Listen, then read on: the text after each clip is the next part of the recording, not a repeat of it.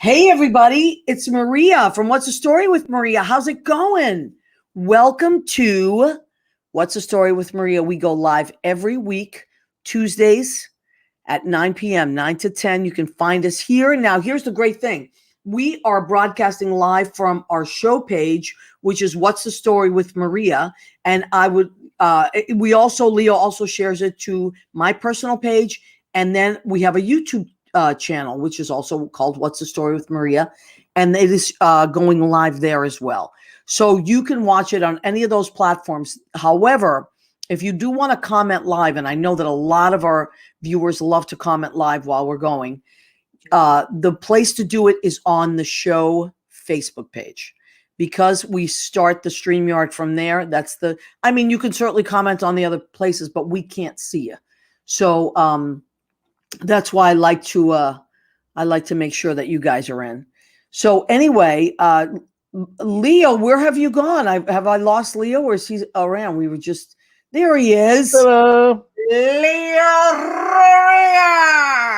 There he is. All week he's been sending me pictures of delicious food that he's been cooking. Oh yeah. And I can't, just so good. So good, so good, so good. I've been cooking in my apron. So let's do it. Let's do it at the top of the show. Let's do our show merch. Okay, so we have several things. Oh, thank you. That is our piece de resistance, as we always say, our blue apron.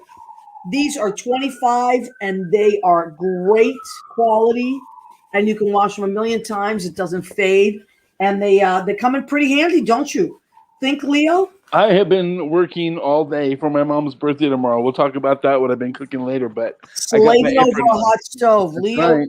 You're always cooking though, Leo. You're one of those people. Well, I have an apron to cook with. You're a cooking fool. And then we have, Leo said to me about a year ago, you're going to need tote bags because we're going away from plastic, and he was right. So everywhere in New York now, you got to bring your own bag or you got to pay for bags. And so a lot of people are carrying them. These also are washable, which is great, especially in these times where everything has to Show them the back. Oh, yeah. And what does it say on the back? Go ahead. Keep eating. That's our little tagline. And then, of course, Leo, good timing. Our mug, our What's the Story with Maria mug. You have the prototype, the Christian Louboutin prototype with the red. The Leo baton. And on the back, the Leo baton. And on the back, it says, go ahead, keep eating. Leo helped me design these. We did them together. I was inspired.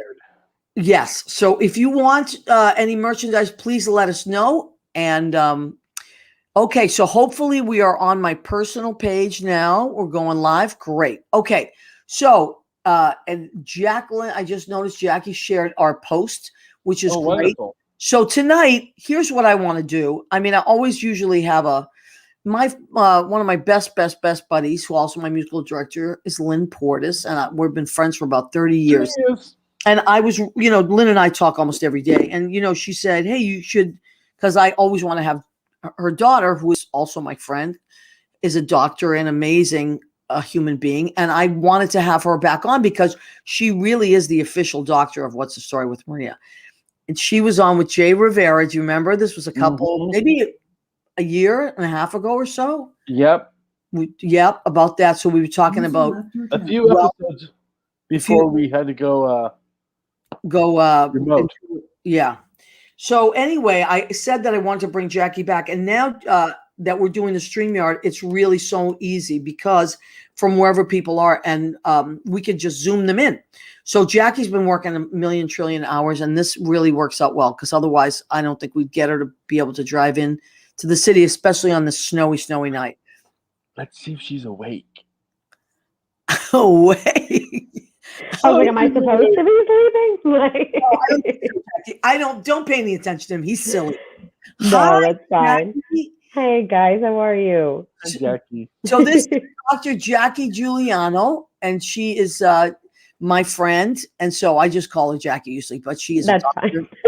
and she works really, really hard. And Jackie, Jesus, I don't even know where the hell to start with you, but I mean, you were on the show with Jay Rivera about a year and a half ago, It was a Love great show. People loved it. You gave them so much information, as did Jay, about like how to just stay healthy in this modern world. And this is before we knew everything that was coming. Pre-COVID, yeah. Pre-COVID. So, needless to say, it's been a crazy year, right? Mm-hmm.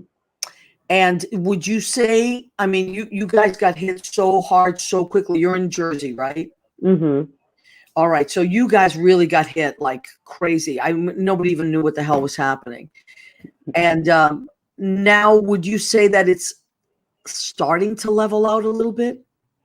Yes and no. I mean, I think that when we had this, I don't even want to say second wave because it was really like a third or like the second and a half wave. But this winter has been kind of tough. I mean, we have so many positive cases in a lot of different places. I have to say in my hospital right now, we're doing pretty well. But we're on, we call it like level 3, which is basically like different types of tiers that you go into based on how many COVID patients you have, or patients we call them patients under investigation, where we're not sure their test results aren't back yet. But we know a lot more now than we did back in March, back in April, when this first started. So we've been able to work really hard, a lot of, especially the people inside the hospital and the ICU and the ER and things like that. We have a lot more newer, I don't want to say treatments because there's nothing that really cures COVID, but we have a lot more ways to treat the symptoms of COVID and keep people hopefully out of the hospital. We know a lot more than we did. And then people who are in the hospital, what to do at that point and how to try to get them home and how to get them home safely. But there's a lot. I mean, I think what's coming up now is what goes really well with like what you named the episode is like a light at the end of the tunnel, is what's happening now with the vaccine, what's happening. And I'm sure there's like a million questions about it. But it's really an amazing feeling. Like it's just is very much like a weight off of your shoulders. You can't really, go ahead. I'm sorry. Speaking of the vaccine, you got yours. I saw the pictures on your Facebook page of I did. You folks had to get it first, right? Mm-hmm. Yeah. And that, I mean, from what I gather, it's not just to make sure you don't get it. It's to make sure that because you're around the most people that are vulnerable. Yeah, no, I mean, I think that's, of course, like the vaccine rollout is really, it's difficult right now. It's insane to try to get an appointment anywhere. It's like everybody wants one and you don't know where to get one. It's like concert tickets, but everybody wants to go to the concert, so it's a little bit harder to get to. Yeah. So I was extremely fortunate. It's probably like one of the benefits of being a healthcare worker during COVID, which is very little to that. Is being able to get being one of the first people to get the vaccine, being in that first wave. It's huge. I mean, it's a part of history. You know what I mean? That's what's really cool is getting the chance. So hold on a second. Oh, there you are. Okay, good. I don't want to miss anything that you're saying. No. Go ahead. Go ahead. No, the last thing that you were saying, the rollout. So. Yeah, so with the vaccine rollout, it's been obviously it's a little difficult. Everybody's trying to get one and things like that. And I feel very fortunate that I was able to get my vaccine pretty early, being part of of that first tier of that first wave of people. Well, you have to be. You have to be. Yeah, I mean, but it's what's so crazy is like the way that you have to think about it is like this vaccine is like how many lives it's actually saving. Like, do you know what I'm saying in the sense of like, if I come into contact with X amount of people per day, and then those people come into contact with their people, and then those people come into contact with everybody's circle is not so small. So knowing that I was able to get vaccinated and knowing how many people and patients I'll have to see throughout the day, by that standard is hopefully I'm hoping that I can save the lives of those people. So the vaccine really, as much as it is, yes, it's my vaccine is my body, but it's not only for me, you know what I mean? It's for everybody, which is so incredible. And that's really the way I hope that people look at this vaccine, is that they're doing something that for not only for themselves, but for anybody who they love and anyone who's around them, that they're doing it more so for themselves and the people they love and other people they may not even know. I could not agree with you more. So yeah, it's really cool. Yeah, it's really cool. I want to throw this in there for the layperson that's listening. I know a lot of people are freaking out about, I want to get the vaccine. Everybody wants to get it. We know that. Yeah. But I feel like this is how I feel. I'm kind of just waiting. And when all the people need to get it, I'm not even going to clamor about it. until it's my turn. But I feel safer and safer every day because thousands and thousands more a day are less susceptible to getting it, which means they're less susceptible to spreading it. So that still makes me safer. You know what I mean? That means every people in the subway that I run into, that means doctors that whoever I run into, the more people that are getting it, the better. Like one of my friends came into, I was working at Brandy's this week, and she came in and she's a teacher, and she said, I got the vaccine. Like, she was so happy. She goes, we can hug soon. And she was so happy. And I was happy because I'm like, this is great. If she's getting it and my other teacher friends are getting it, and then my doctor friends, like people are, my police officer friends are getting it, like I'm going to feel safer in the world too, whether I have it or not, you know? Now let me switch it just a tiny bit. Yeah. One of the problems one of the challenges that everybody is facing, and which blows my mind, is a lot of people don't want to get the vaccine. Have you coming across anything like that? Yeah, I mean, I think that the biggest thing with this vaccine is uncertainty, and I think that a lot of it, unfortunately, is you don't know who to get the right information from, right? Between social media, news outlets, and whatnot. You want to make sure you're making the best informed decision. So what I think that a lot of people are hesitant about is that it came out so fast. They're like, oh my God, it hasn't even been a full year. How are you taking a vaccine already? The type of vaccine that's out right now, at least for, the Moderna and the Pfizer, the two companies that are emergency use approved by the FDA, they came out basically, and the technology that they're using is called mRNA, which stands for messenger RNA. And again, to kind of speak to like the layman's term, is the best thing I can describe it as is like a code. Like, it doesn't have any COVID in it. It has no dead COVID, no living COVID, no COVID replica. There's nothing like that. But so it's not like the old. The flu does have that, right? The flu. So the flu has an inactivated version of what the flu would be like. So there's no actual live flu. They used to have live flu years ago, really, or there is an intranasal one that's live, but they don't use the live flu really for the regular flu shot. But realistically, like MMR, like the measles, the mumps, rubella, like those are live vaccines. We use a little bit of a living, virus to give that to people so that they can mount an immune response.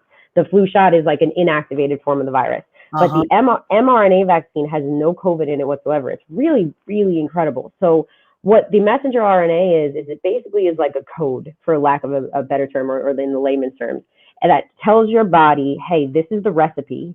And this is how your body can make antibodies to the M spike protein of COVID. And this is all that it is. It's incredible. It's like insane. So basically all you're getting is like this kind of like code.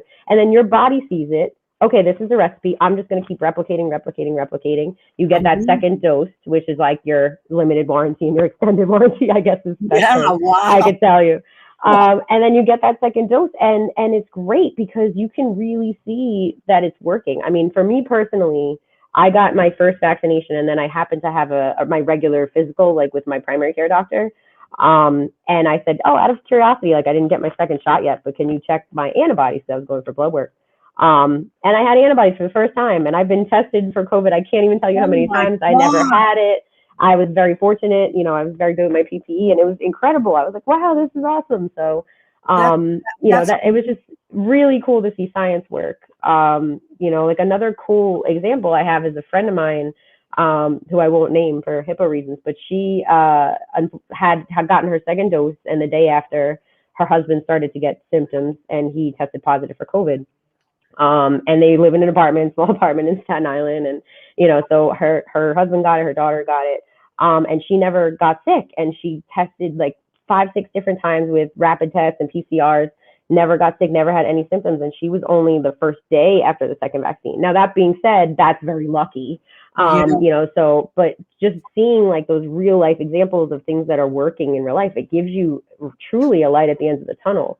And I think what is amazing is just the way that it works. Is like, I'm hoping that mRNA technology is something that we can do for other things down the road. You know what I mean?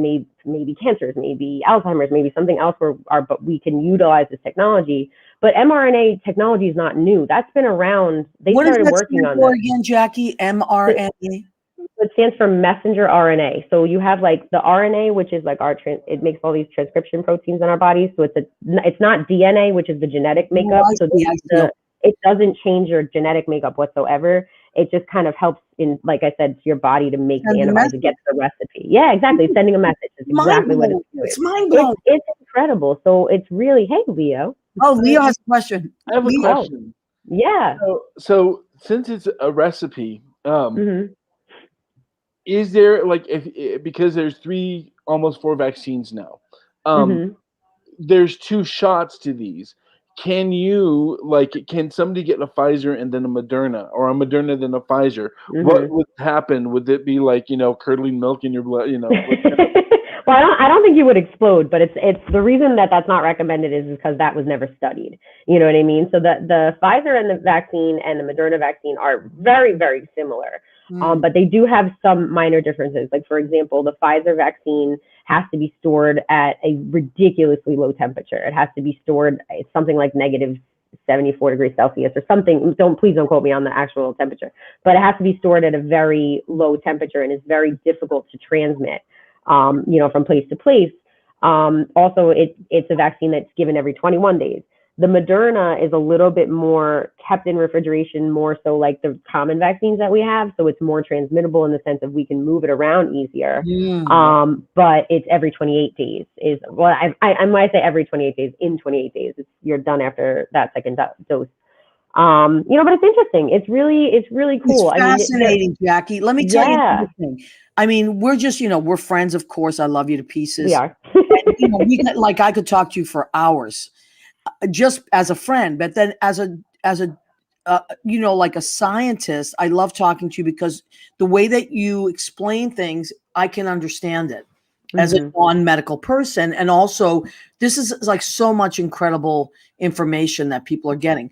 But I gotta say, like, I really want to take this moment and freeze it because no, this is really amazing. Like, this is such history being made. Yeah.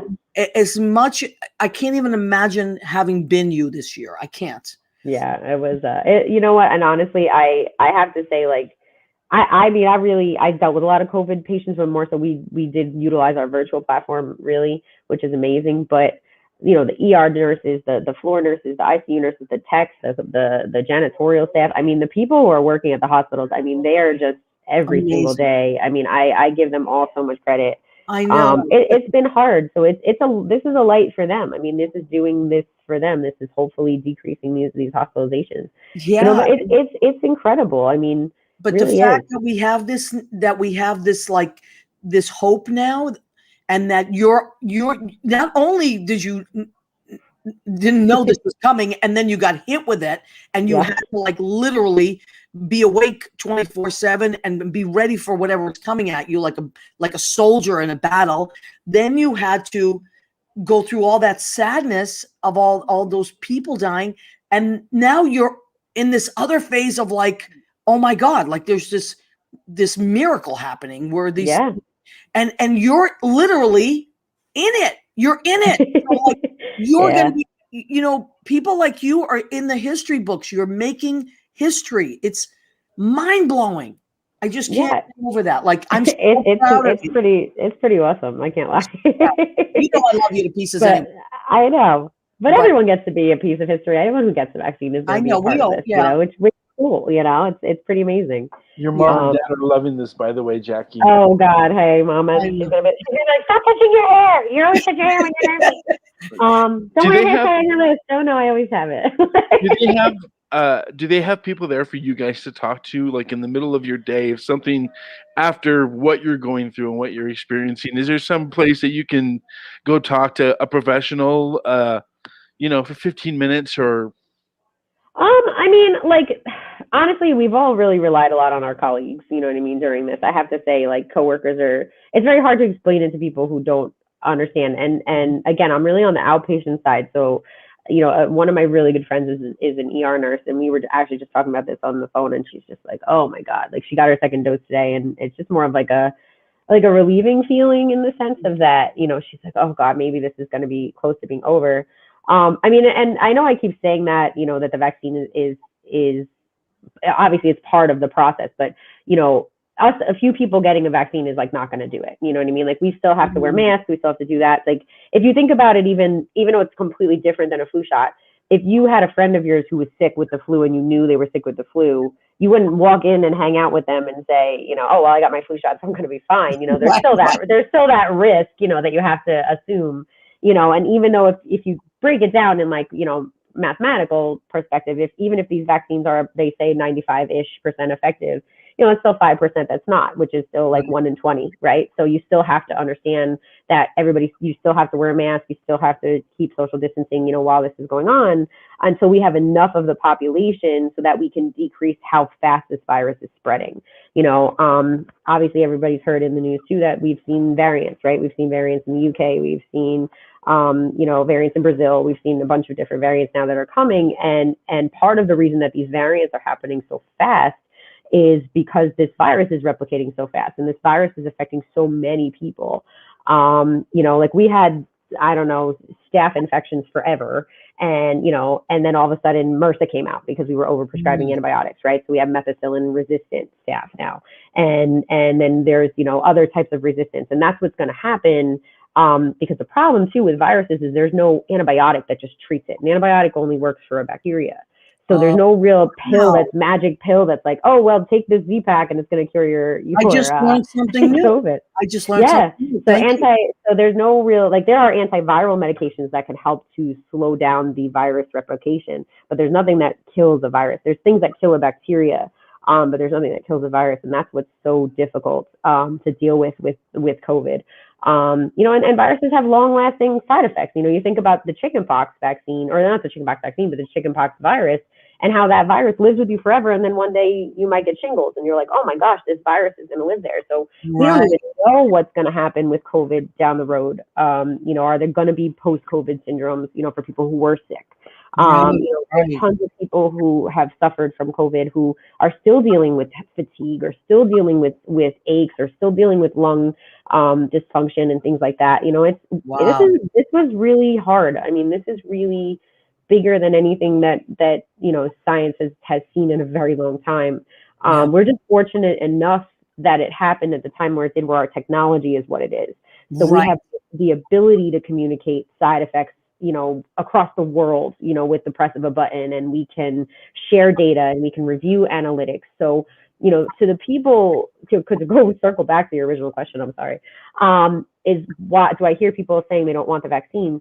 I think that what you can say to kind of counter that, or just to prove it, besides the technology and how it works, is the fact that we have that technology and we have the ability to communicate these things way more and quicker and more efficient, and statistically significant. We can really compare data points and we can track this. So the data that we have is real. I mean, the data that we have is amazing, and we're getting so much more in real time.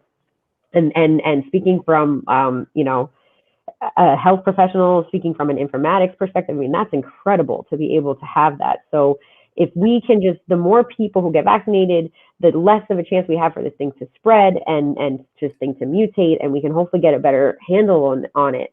And stop overloading the healthcare system too, because that's really what the big deal is. Because there are other things happening to people. People are still having heart attacks, or people are still, having, gallbladder attacks or anything like that, and they're afraid to go to a hospital because of everything COVID related. And people who really need medical care for other reasons are neglecting it because they're so afraid. Wow. And mental health, even to kind of go with what Leo's question was about, like, do we have somebody to talk to? Like, we have our coworkers, and we are offered, therapy services and things like that from the hospital, which are really nice. But the amount of people with anxiety and depression, I mean, it has shot up like astronomically. I mean, especially this is the winter, it's always more depressing. You know what I mean? Oh. So it's Jaclyn, hard. Let me ask you, if people want to do something nice for people in your line of work, and because I have a lot of friends that are always like, I want to do something, but I don't know what people need. What is like something that you guys go to work and you're like, oh, that was such a nice thing that someone did? Like, is it that people send food? Is it that people cut you slack? I mean, yeah, I don't even know. I mean, just wear your mask and get vaccinated. Like that's literally like that. If you did that, like I would. That's gonna go further than any like. Okay. You know what I mean? Well, So just get your news from credible sources is like my biggest thing. Is don't. I get so many people like, I read this Facebook article that said this, or I read this Instagram thing that said this. Like, ask your doctors, get the information from the professionals. You know what I mean? That's the biggest thing is and make informed decisions. And don't try to tell others either. You know what I mean? Or try to sway anybody else in any one decision either. Or I heard this about this, or I had this person who had this side effect. What we need to do is we just need to stick together. We know what's the best thing for us. We know that the masks help. We try to keep our distance, if you can. I mean, I've always been double masking from the beginning, but, know your protection. A regular respiratory mask gives you about, 50 or so, 60% protection. The cloth mask a little bit less. If you double mask, it's like over 92% effective. Wow. So I was like, do it. Like, why not? Like, put on another one if you can. More is not going to hurt you. Less will hurt you. More will. Yes. Wow. All right. So yeah, it's good. You can get used to it. Listen, I'm one of those people that has been wearing the mask all along. I have sanitizer everywhere, my car, everywhere. I'm one of those people anyway, because I feel like you don't know where people have been. We have to be like, I'm like that because as a singer, I can't get sick. Mm-hmm. So I've always been that person, Yeah. Leo, what do you got? Well, we've got other doctors, I'm sure, that can make a as well coming up that are waiting in the wings. Hey, Jackie, hey, Leo. On behalf of everybody, I think that thank you and everybody that you work with. Yeah. Really, because I know it's carrying out there. I wonder what people would have done during polio. I wonder what people nowadays would have done during polio, or during the ones that came up when we didn't have this technology, didn't have these abilities to be able to conquer it. It's true. I mean, if you think about it, even with polio, right? Like, there's stories about, they used to get it on sugar cubes, right? Like in school, like the kids would just get a sugar cube, which had the polio vaccine.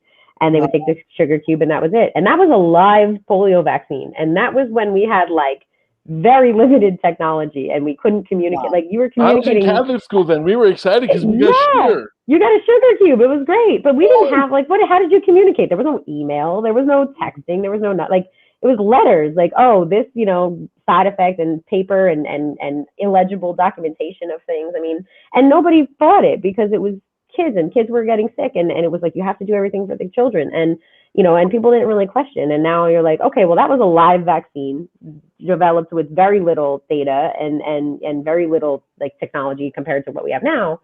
So you're like, think about it now, like what the technology is that we have. I mean, it could be incredible, you know what I mean? And I think now, because sometimes adults, we try to do the best thing for our kids, but not necessarily for ourselves. So it's like, you have to work on it for them too. Okay, great place to leave it. I love Jackie. I could listen to you for hours. You have to come back. You have to come back. Okay. I will, whenever you want. Yes, and you are the official doctor. You know that of What's the Story with Maria. I do. So thank you. I can't thank you enough. I know you had a long day, and I really thank you, honey. No problem. I appreciate you. So absolutely, we'll bring you back as down the line, as things are happening. You can keep us up on all that. Okay. Yeah, I would love to be back for sure. Thank you, and I love you. All right, love you both. Bye, guys. Bye. See ya. See ya, Jackie. Dr. Jackie Guiliano, thank you so much. Leo, excellent questions. Oh my God, I could listen to Jackie for hours. It's like, well, now I'm curious. I want to hear more. More. Let's get more. Oh my God. Look who has popped on. Michael Rizzo and Dr. Eddie Hahn. Can you guys hear us? Yes, can you hear us? Okay. Oh, there they are. Yes, we can, and we see you as well. Good. I know.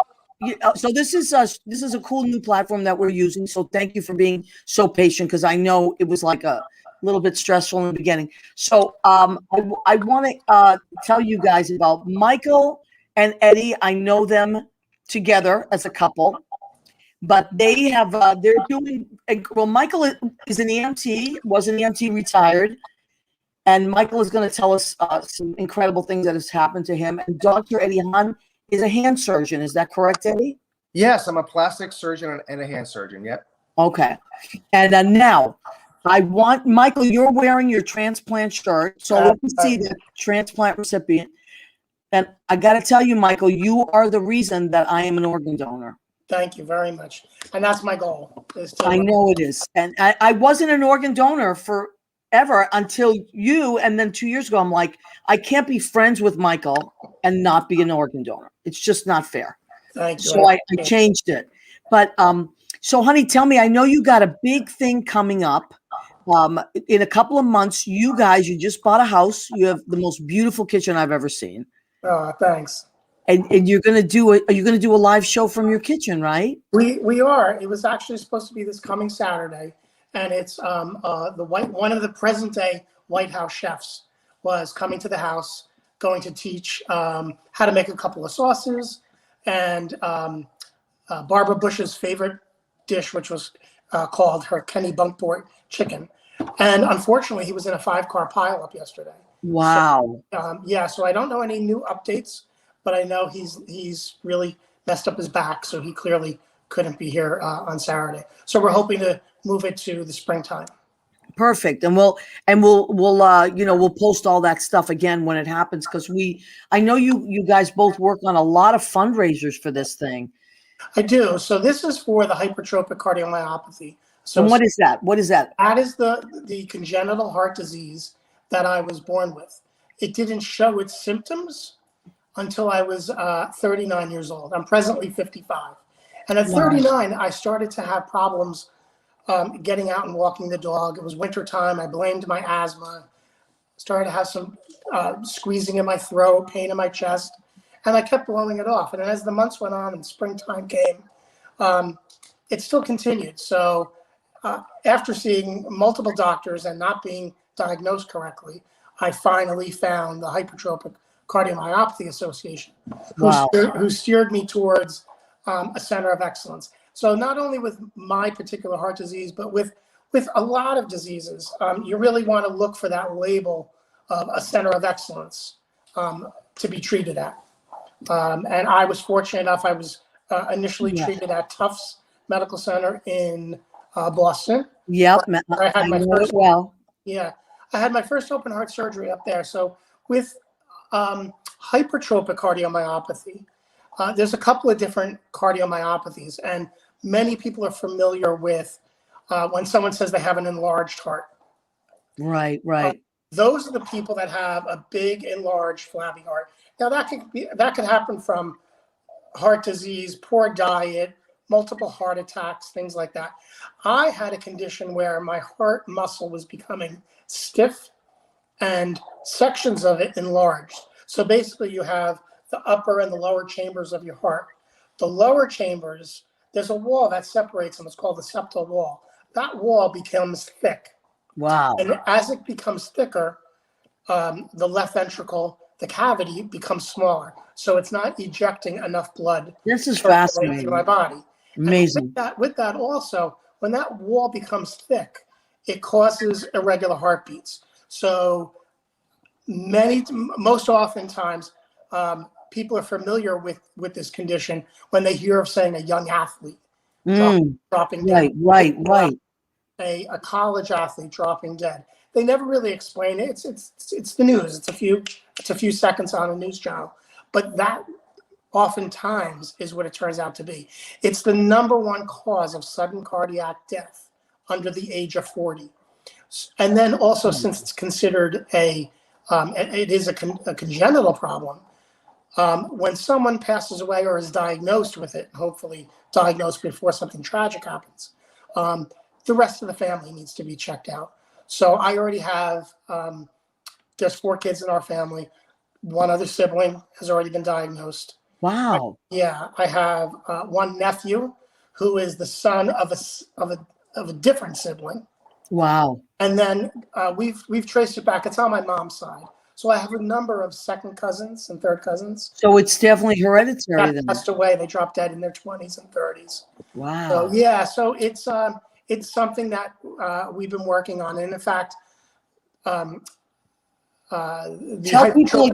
people again what it is. So hypertrophic cardiomyopathy. Okay, and what is the foundation that you folks are raising money for?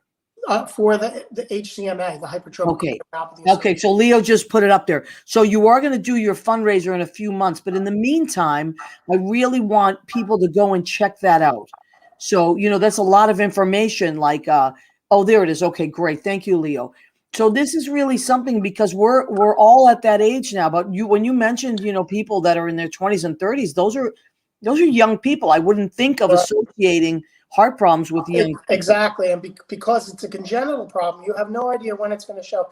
There are babies born with the disease, and there's people that don't have it until they're, it doesn't show up until their 70s. Now, so what do you recommend? I don't want to sound all so doom and gloom about it either, because most of the people end up on a beta blocker, a low dose beta blocker, and they're absolutely fine. Blood pressure medicine. Their entire life.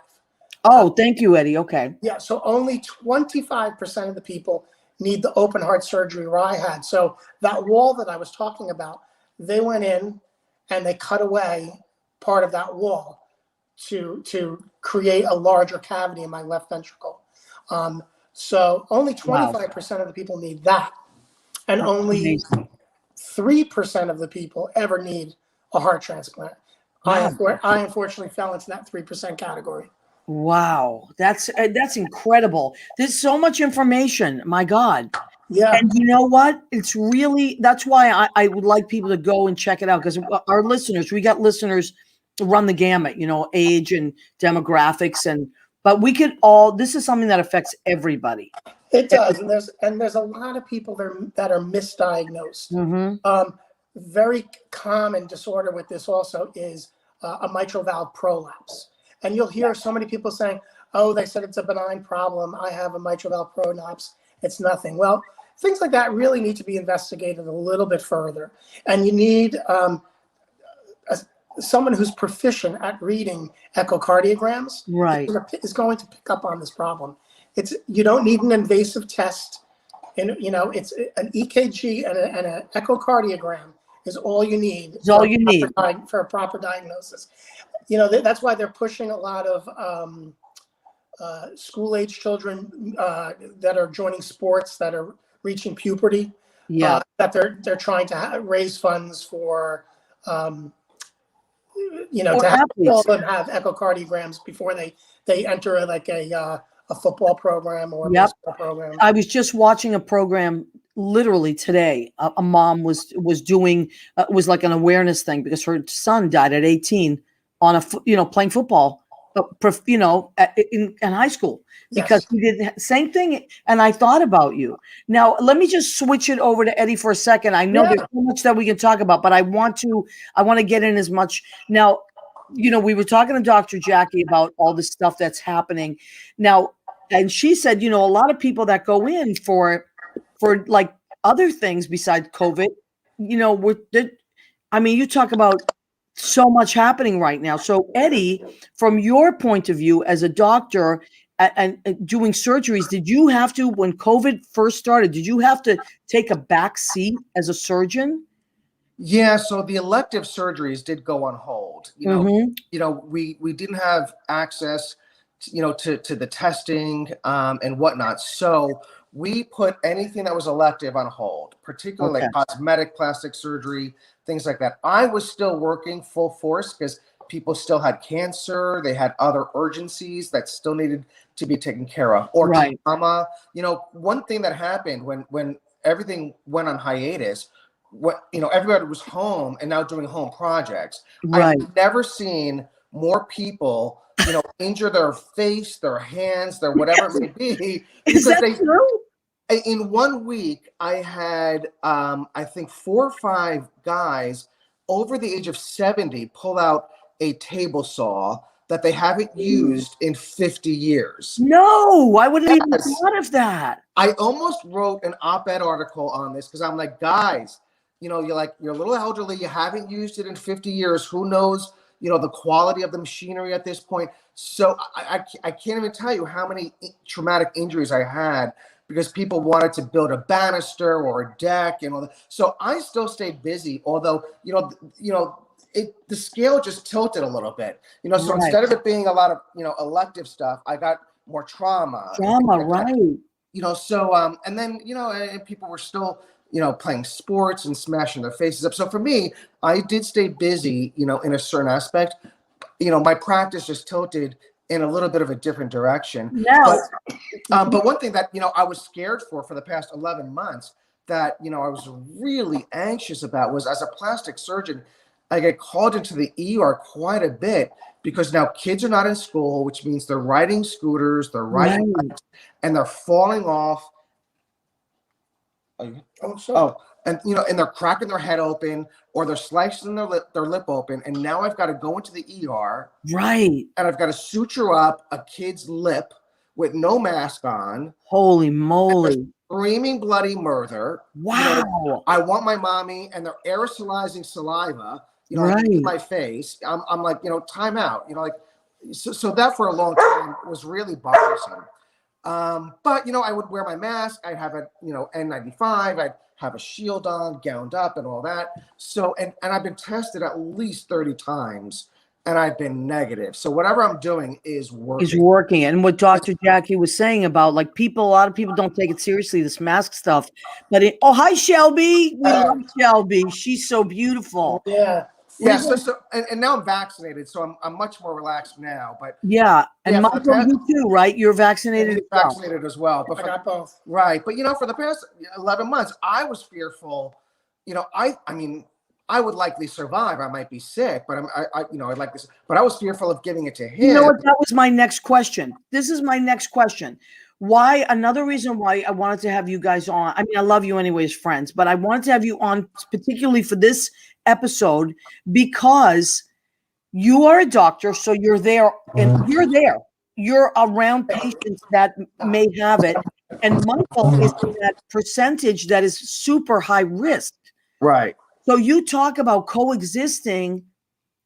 I mean, that must have been really, really nerve-wracking. Michael, what do you think? I was very nervous, especially when he was on call and he'd have to go into the ER. I wasn't so nervous with when he had office visits. Right. But when he was going to the ER for call-ins, that was a little nerve-wracking. Yeah, it was, definitely nerve-wracking. And I knew the implications, the scientific implications. So, like, I would come home and I had a routine of the minute I walked into the garage, like sterilizing myself. It was just crazy. But then just last week, I had a patient's mom call me. He broke a bunch of bones in his hand, and I had some pins in the hand. So I took the pins out in the office, and he was going to college the very next day. Oh boy. Well, when he showed up at college the next day, they did the COVID test, and guess what? He was positive. He was positive. So the mom, was, very nice and call me and let me know. But here this kid is, and I'm this close to him, like working on his hand, and he had a mask on, I had a mask on, and boom, COVID. I can't, I see 40 patients a day in my office during, when I have office hours when I'm not operating. 40 patients. Some of them have it. So, but listen, the bottom line is like Jackie was saying, if you take the precautions, if you're smart about it, you'll get through this. Like she said, the best thing you can do for healthcare providers is to wear a mask and get the vaccine. That's the best thing anyone could do for the doctors, the nurses, and other healthcare providers. She said it perfectly. Yeah, because I really, I mean, I always want to do something. Like this week, I'm going to cook a bunch of stuff and drop it off at different places because I, just like say, here's some lunch because that's what I can do. Which reminds me, we have to take a short break to do our food section of our show.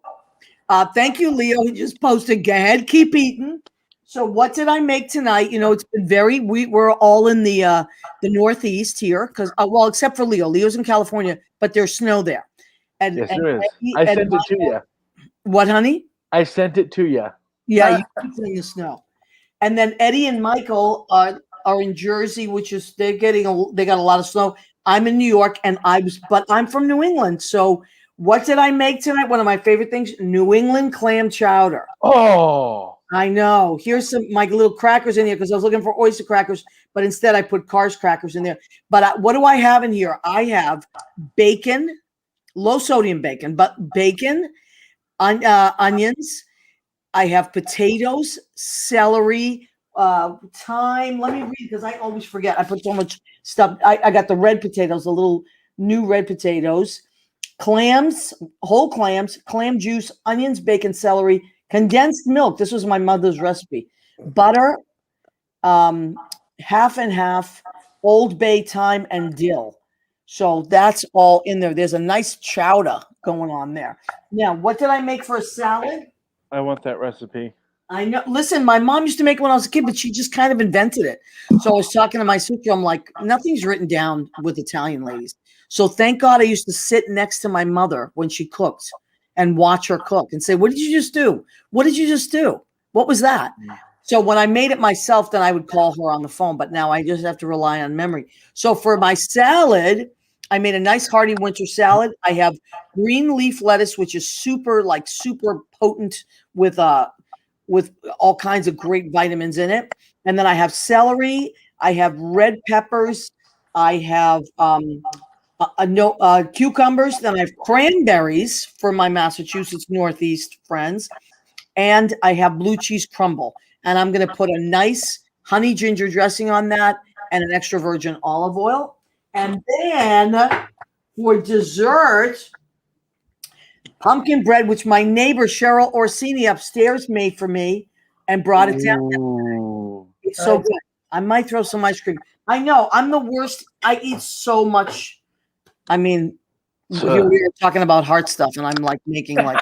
I know. I was just thinking Michael is probably thinking, oh my God. I don't want to stop your heart. Everyone needs a cheat now and then. All right. Well, oh my God, Leah, what did you make? Well, my mom's birthday is tomorrow, so this is her practice cake. And it's a strawberry cake with strawberries in the middle and whipped cream frosting. Wow. And then I'm going to make her some chili rellenos, which are... Tell us what it is. Pasilla chilies. Poblano pasilla chilies. Cut them in the middle, and you destem them and put cheese in it, and then you fry them up. It's one of her favorite things. Oh my God! And you can also use them in salsa. So I got this apron like a soldier. Leo's an amazing cook. I mean, look at Shelby. Shelby is like a star. She's like, I love her. She's so funny. I'm listening. Yeah, but she's like very athletic, so she wants to either be part of it or. Oh my God, Shelby. What's the old saying? Never do theater, never do shows with children or animals. Or animals. She's adorable. I'll take her. Oh my God. So now you guys have both gotten the vaccine. We are. Yes. Yeah, we're good now. Well, good. Okay, you feel confident about it, right? 100%. Okay, great. It's been given to hundreds of thousands of people. There's been very few side effects or what we call adverse reactions, right? Like an allergic reaction or something like that. So I really encourage everyone to get it. But like Jackie was saying, do your homework. Be informed, make your own decision. But listen to the experts. Fauci and these doctors have been making vaccines and studying vaccines for decades. But yet you get some idiots that go on Facebook or whatever, and then they listen to the whatever idiot that doesn't have an ounce of scientific education, but they're going to listen to that person. Like these people have been making vaccines for decades. Right. So like trust their expertise. Like it may be hard to understand not having a science background, but I think we should have some loyalty and some trust, in the experts. Like I mean, it's very detailed.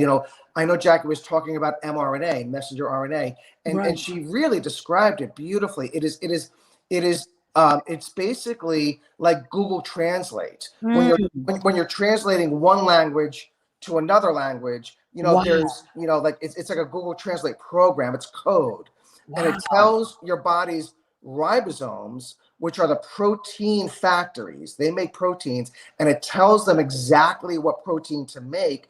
And it's the protein that's against the viral spike. There's a little spike on the surface of the virus, and that spike fits into a little keyhole in your cells, and your body gets primed by having known the code. That's amazing. That's amazing. It's great stuff. It really, really is. You know what blows my mind? Like this stuff is like makes me so excited for the future.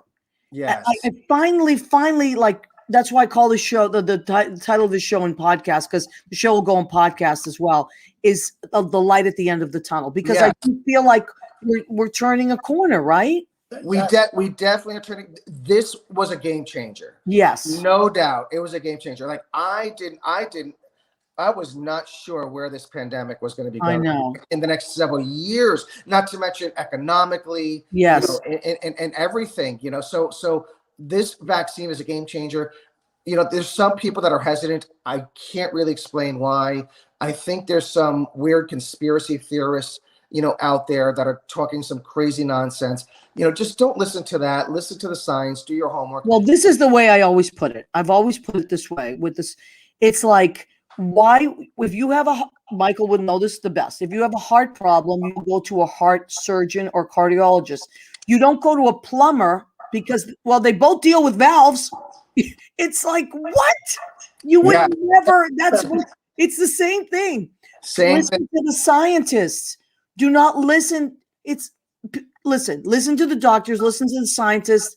It's great that everybody has an opinion. Listen to them. Okay, give them their time, their day in the sun. But when you make a decision, make an educated decision. Absolutely. End of story. End of story. Mask, vaccine, be careful, hand sanitizer. Right. Just like Maria, you were saying, which you've been doing for years. I've been doing it because I deal with the public. Yep. And I cannot afford to get sick as a singer. No, and you know that I very rarely, I think I get sick maybe every 2 years. I get a little bit of a cold because I'm relentless about that stuff. I agree. Us too. Yeah. For 4 years now, since my transplant, I've had a hand sanitizer hanging on my belt loop. Really? Wow. 20 all the time. I have to be careful not to put it on my pajamas. So I know. Michael, one more thing I want to get in because we're coming to the end of our show, which just flew by. Please tell people about the donor program. So people should become donors. Doesn't matter when. How do they do that? Because just go to registerme.org. Okay. And you can sign up in literally 2 minutes, or when you renew your driver's license. Yep. But we all forget. So do it. Go to registerme.org. And that's taken care of. You have to remember too that people worry about, I'm too old. Yeah, there's also organ. Not only organs are donated, but tissue and bone. Wow. So Ed will use donated tendons to rebuild a hand. He'll use skin on a burn victim. Yep. Wow. I destroyed my wrist. You can see it here. Rollerblading 25 years ago. Destroyed. I had 4 reconstructive surgeries. Wow. My arm was rebuilt with cadaver bone. Wow. So I look at it that I managed to make it back to work as a paramedic, and think about all the thousands of lives I touched in the last 25 years. So there's this real cascade effect. Woo, you just gave me the chills. Yeah. So it's not always a heart or a kidney, it could be bone, it could be tissue. I mean, from the physician side, I would also just add this to what Michael's saying, which was really well said, is, at the time of, a tragedy, amongst a family member or a family, whatever it may be, don't put the onus purely on the family to make that decision. Right. I can't tell you how many times when I was doing my surgical ICU training that, we would have some tragedy with some young patient. And now I have to ask the family, right? And we would have the talk every time. It's obligatory. But when you're registered already, it starts the family off on a different foundation. Yes. And it starts them off by thinking, wow, Jim Smith, my nephew, my cousin, my brother, whoever it may be, registered and wanted this to happen. Wow. So, the guilt that may be on them is dismissed because they're like, well, what if Jim didn't want this? I don't want to give up Jim's organs. That's a great point. When I did it, when I did my living will about 2 years ago. Good. Because a friend of mine passed away. She was my age, and she had literally all her ducks in a row. So her family did not have to go through she had everything already done. And I thought, I want to be that person. Yes. I do not want to put burden on my family to make any decisions that are going to, that way they just look, oh, there it is. Yes. This is what she wants. And I think that's so important what you said, Michael, because I am one of those people, like my dad always jokes and says, well, I've been an organ donor for 50 years, but they don't want my stuff now. So, Jimmy, how much time do we have? Probably 1 minute. Okay, yes, 1 minute. All right, guys, I'm so sorry it flew by, but I love you both. Michael Rizzo, Dr. Ed Hahn. I'll see you soon. And Shelby. Shelby made a cameo. I want to thank my producer and engineer, Jim Bell. I want to thank Armed Radio, Leo Rodriguez, our stage manager, Dr. Jaclyn Guiliano, and all of you. We love and appreciate you. Thank you, everybody. Come back every Tuesday at 9. I love you. Bye-bye.